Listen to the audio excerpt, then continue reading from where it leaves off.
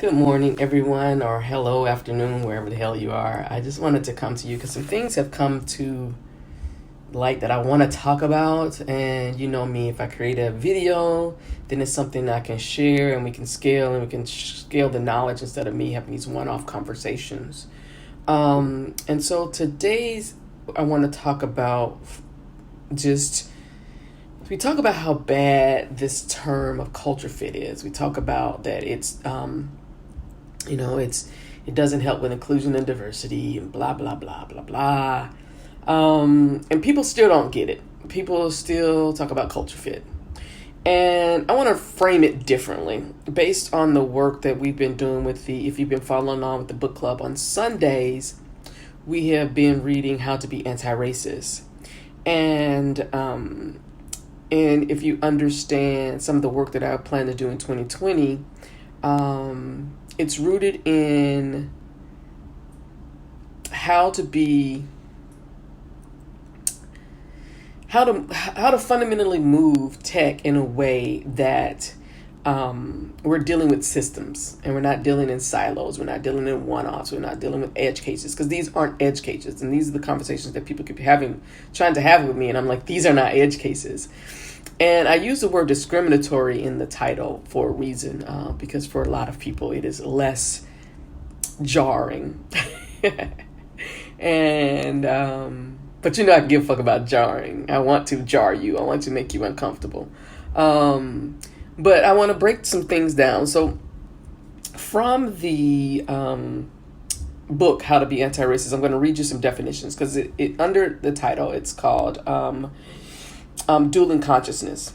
And so he talks about, I'm going to break this down because I also talked about this in the episode I did about a strategy, how you engage with a strategy for engaging with people who are just hell-bent on keeping tech their way, because that's the way we've always done it, because they've always have a voice, where white dudes in tech feel they're discriminated against just because other people are coming, not only showing up, but saying, I won't be ignored. And so they feel discriminated against. And something happened this past weekend.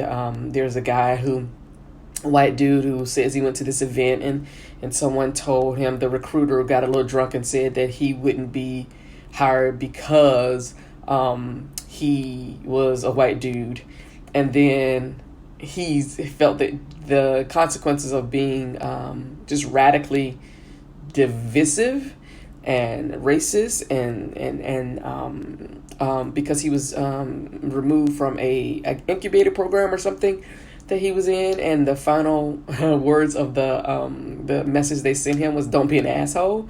And this is what this is. So when we're talking about culture fit, I want to make sure we're not being assholes. So I'm going to define some terms from the book that I will be using. So a segregationist, one who is expressing the racist idea that a permanently inferior racial group can never be developed, and is supporting policies that segregates away that racial group. Okay, we definitely have segregationists in our communities. We definitely have people, and I'm using these terms for a reason, because they have scientific rooting. There's research behind them, and they're jarring.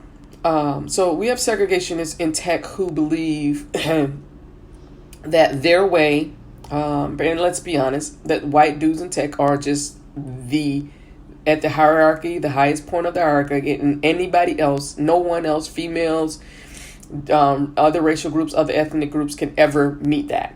So they think about, their thing is, let's tolerate. They don't even want to, let's be honest, they don't even want to tolerate us. They don't want us in the space, and they're pissed the fuck off that we're there. And then we move to assimilationist, one who is expressing the racist idea that a racial group is culturally and behaviorally inferior, and is supporting cultural and behavior enrichment programs to develop that racial group. This is what your culture fit is. It is saying that although the research says that diversity, which is recruitment, and inclusion, which is retention, is vital for businesses to compete, differentiate, and innovate in a knowledge economy, you are espousing assimilationist ideas when you say people have to come, there has to be a culture fit. there is no culture fit in an information economy, in a knowledge economy, because what you want to do is bring me in so that you can benefit and profit, let's be honest, off my lived experience. If you're asking me to assimilate, that means that everything about my lived experience is null and void, is not important to you because you want me to become you. You did not have the value. I had the value. And so it is not about assimilation. It is about accommodation. This is where we're going to. It is where we need to be, not going to. It is vital that when you bring individuals in, because again, diversity is about recruitment, inclusion is about retention. For you to retain the talent that you need to compete in a competitive environment in an information knowledge economy, your culture needs to shift, change with every person who comes in that. And not just on day one. They need to have the ability, your culture needs to have the ability to change as I gain new knowledge, as I bring new, my lived experience with, and I integrate that with what I'm learning on the job. I gain new knowledge. That is called tacit knowledge. That is not the explicit knowledge that you can put in a binder. We're no longer building widgets. We are building a knowledge economy. And if I don't feel safe, welcomed, you are not benefiting from anything, and you're wasting your money. So I need you. And so again, this is why I'm using these terms, because I know it's easier for people to skirt around this. And so what I want to say to you is, remember these terms. A segregationist is somebody who fundamentally believes that they're the only people who have value, and they're fucking pissed off that anybody who is different from them is there. But they're not even putting up with it. They try to make our lives as miserable as possible so they can leave, so we can leave. Assimilationist believes the same thing, believes that they are superior and are allowing us in the space so that we can assimilate, we can become more like them. That does not work in an information knowledge economy. We need to stop assimilating and start accommodating the lived experiences of these individuals that you are spending a lot of money to recruit and train to bring into your organizations. So that's what I want to say. I want to start using newer language, anti-racist language, actually, because anti-racist language to me encompasses not just race. If we're having an anti-racist agenda, we're also focusing on not discriminating against other ethnicities, not discriminating against people related to their gender, their sexual orientation, their disability, their age. Our economy, capitalism, was built on racism.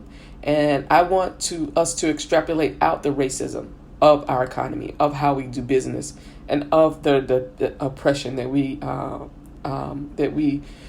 that many people in this space experience. So that is what I want to talk to you about. I hope it gets some of you to really thinking fundamentally, and understanding that your desire, your requirement for culture fit is racist in nature. It's fundamentally racist, and it's fundamentally discriminatory, and fundamentally oppressive, and you'll never get the staff and the knowledge you need to compete if you're holding tightly onto culture fit. Culture fit is about assimilation.